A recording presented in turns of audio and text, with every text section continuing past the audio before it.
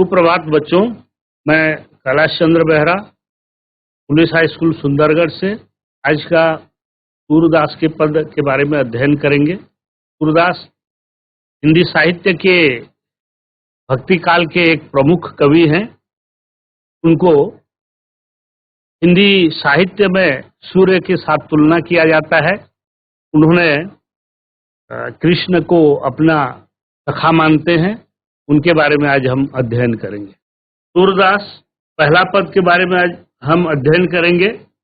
ब्राह्मण परिवार में जन्म लेने वाले सूरदास जी का जन्म सन 1478 ईस्वी में हुआ था। सूरदास कृष्ण भक्ति में लीन होने वाले बल्लवाचार्य के शिष्य थे। उनके रचनाओं में सूरसागर अद्वितीय है। वे भगवान कृष्ण को सखा मानते थे। प्रस्तुत पद्य में भगवान कृष्ण की बाल लीलाओं का वर्णन है। पढ़ते हैं पहला पद। ये कवि परिचय है।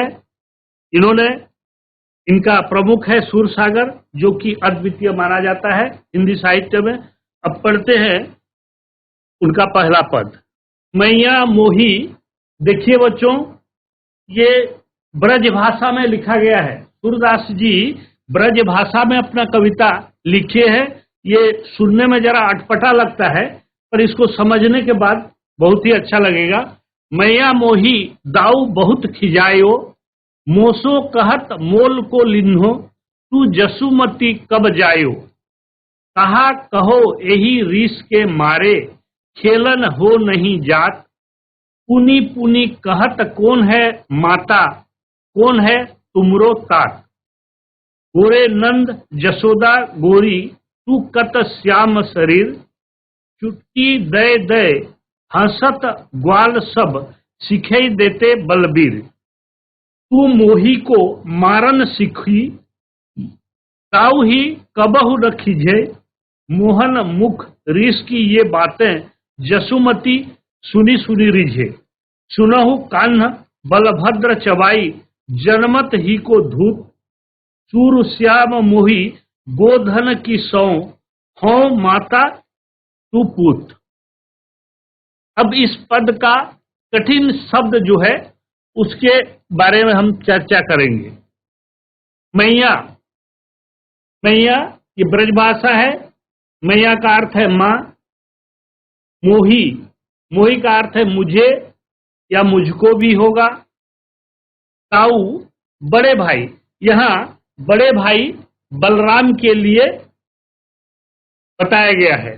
खिजायो, खिजायो का अर्थ है चिढ़ाया। मोसो का अर्थ है मुझसे। मोल का अर्थ है खरीद कर। लिन्हो का अर्थ है लाया गया। जसुमती का अर्थ है यशोदा। जायो का अर्थ है जन्मा। रीस का अर्थ है क्रोध। पुनी पुनी का अर्थ है बार बार। तुमरो का अर्थ है तुम्हारे। तात का अर्थ है पिता।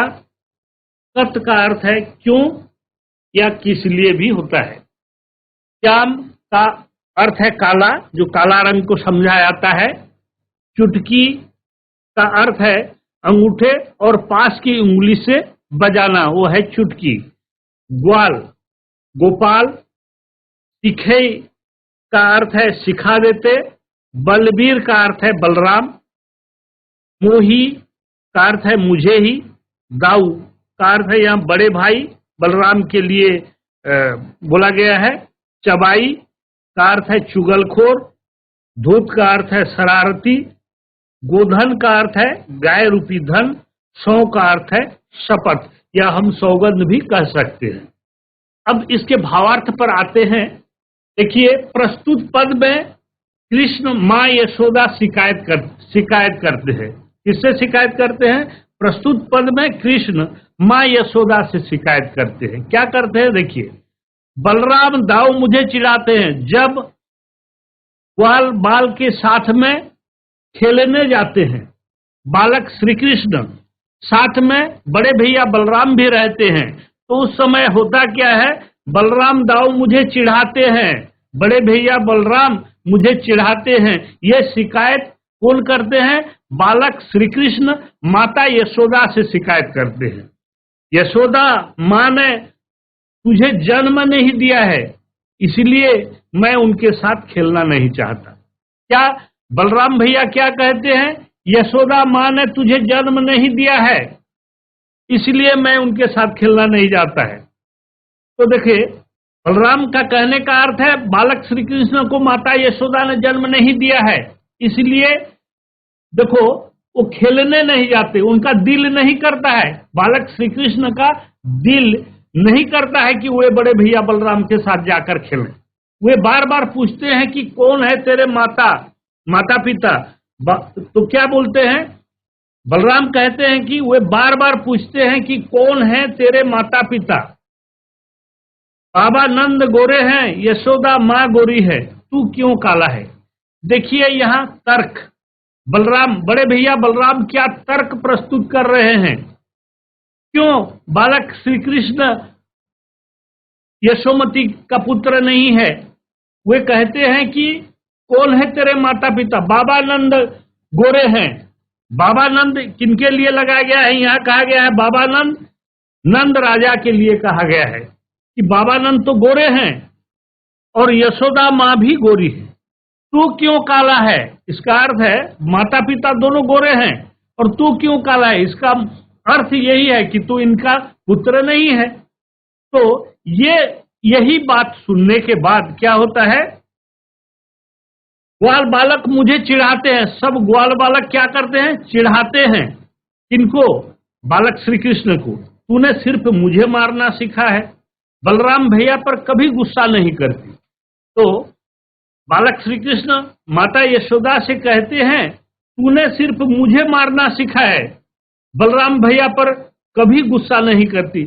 उसने मुझे ग्वाल बाल के साथ मिलकर चिढ़ाते हैं, फिर भी तू सिर्फ मुझे मारना सीखा है, बड़े भैया बलराम पर कभी गुस्सा नहीं करती है। तो ये जो शिकायत कौन करते हैं? शिकायत करते हैं। शिकायत देखिए यहाँ बालक श्री कृष्ण अपने माता, स्वाभाविक बात से देखिए बालक बड़े सरल होते हैं, तो ठीक उसी प्रकार श्री कृष्ण भी अपने सरल मन से सरल भाव से उसने शिकायत कर रहे हैं किससे? माता यशोदा से कि तू मुझे सिर्फ मुझे मारना सिखाया, बलराम भैया पर कभी गुस्सा नहीं करती।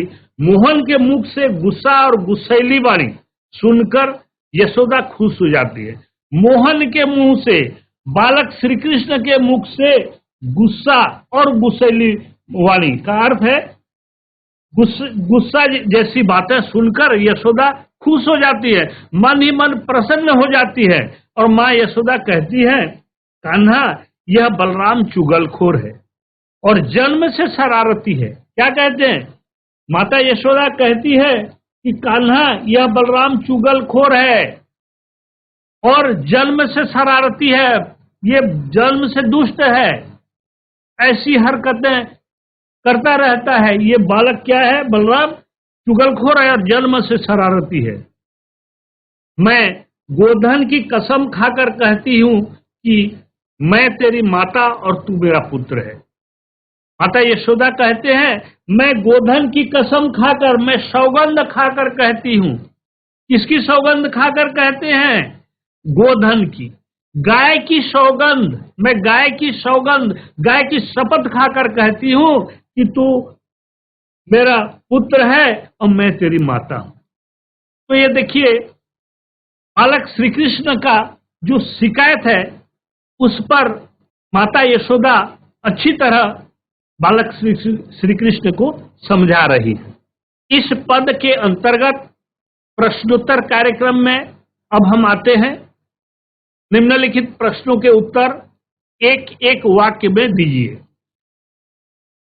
पहला प्रश्न है बाल लीला के रचयिता कौन है? बाल लीला के रचयिता हैं, कौन है? बाल लीला के रचयिता सूरदास जी हैं। दूसरा सवाल पर आते हैं हम। ग्वाल बालक किस तरह हंसते हैं? ग्वाल बालक चुटकी बजाकर हंसते हैं। ग्वाल बालक कैसे हंसते हैं? किस तरह हंसते हैं? चुटकी बजा बजाकर हंसते हैं। अच्छा, अब आते हैं तीसरा प्रश्न पर। माँ यशोदा ने किसे मारना सीखा है? माँ यशोदा ने कान्हा को मारना सीखा है। चौथा प्रश्न, माँ यशोदा किसकी सौगंध खाती हैं? माँ यशोदा गोधन की सौगंध खाती हैं। श्याम शरीर का अर्थ है, श्याम शरीर का अर्थ क्या है? इस सवाल पर हम आते हैं। अब पांचवा प्रश्न है, श्याम शरीर का अर्थ है, श्याम शरीर का अर्थ काला शरीर है। यहाँ श्री कृष्ण के लिए बताया गया है श्याम शरीर, क्योंकि श्री कृष्ण का रंग कैसा होता है? काला है, तो उनके लिए उपयोग किया गया है। प्यारे बच्चे, सूरदास एक महान कवि है और वे जन्म से अंधे थे। इतना कृष्ण भक्ति में लीन रहने के बाद बताया जाता है कि मां शारदा का विशेष वरदान है, जिसने सूर सागर जैसा ग्रंथ लिखा।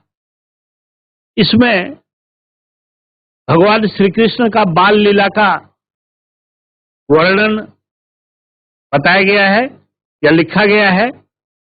इसमें देखिए, कृष्ण को अपना सखा तो मानते थे और उन्होंने भक्ति में, कृष्ण भक्ति में लीन रहते थे। हमेशा उनके मन में, हमेशा जहां भी जाते थे, जो भी करते थे, कुछ लिखते थे, कुछ गाते थे। उन्होंने एक अच्छा गाते थे भी पद, अपने पद में गाते थे, तो वहां भी वो कृष्ण भक्ति में हमेशा लीन रहते थे। बताया जाता है कि एक बार एक खाई में गिर पड़े, सूरदास जी एक खाई में गिर पड़े और वे तो अंधे थे, कहीं जा नहीं सकते थे, लेकिन किसी ने उनको ऊपर उठाया और ऊपर उठाया और फिर रास्ते में चलने लगे। तो उनको कुछ ऐसा महसूस हुआ कि भगवान कृष्ण ने उनको उस गड्ढे से, उस खाई से उठाया और ऊपर ले गया। तो देखिए, ये भक्ति भावना है।